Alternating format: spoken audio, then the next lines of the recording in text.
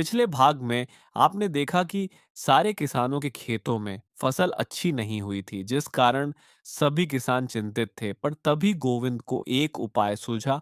तो क्या था वह उपाय? क्या गोविंद सारे किसानों के खेत बचा पाएगा, या राजा करतार सभी के खेतों को लेकर दूसरे किसानों को दे देंगे? अब क्या होगा वह आपको पता चलेगा आज इस भाग में। तो चलिए शुरू करते हैं।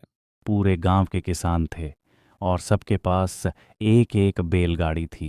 और जिनके पास नहीं थी वे बैलगाड़ी के पीछे बैठ गए थे। गोविंद अपने बैलगाड़ी को लेकर सबसे आगे था। रात 10 बजे वे सब राजा मोंगजवीर के गांव में आ पहुंचे। राजा मोंगजवीर एक बहुत ही बड़े राजा थे। उनके पास सबसे बड़ा राज्य, सबसे बड़ा महल और सबसे ज्यादा सैनिक भी थे। इस कारण राजा मोंगज से कोई भिड़ना नहीं चाहता था। सभी किसान राजा मोंगज मंत्री पोंग के पास गए और अपने अपने जमीन को गिरवी रखने की बात की। पोंग ने तुरंत कहा, तुम लोगों को जमीन के बदले क्या चाहिए? सभी किसानों ने 50-50 सोने के सिक्के मांगे। तो पोंग राजी हो गया। उसने राजा से बात की और सभी को 50-50 सोने के सिक्के दे दिए। पोंग ने सभी किसानों से पूछा, तुम ये सोने के सिक्के कब वापस दोगे?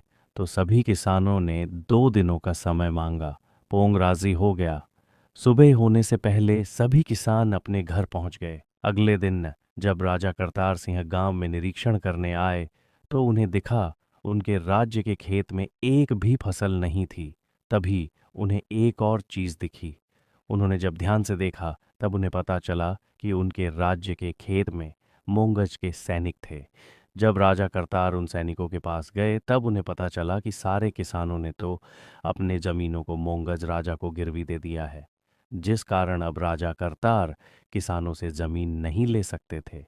क्योंकि राजा करतार सिंह अपने सख्त नियमों के लिए मशहूर थे, जिस कारण अब वे किसानों के जमीनों का निरीक्षण अगले साल ही कर सकते थे और तब तक सारे किसान अपने खेत में अच्छे फसल तैयार कर लेंगे।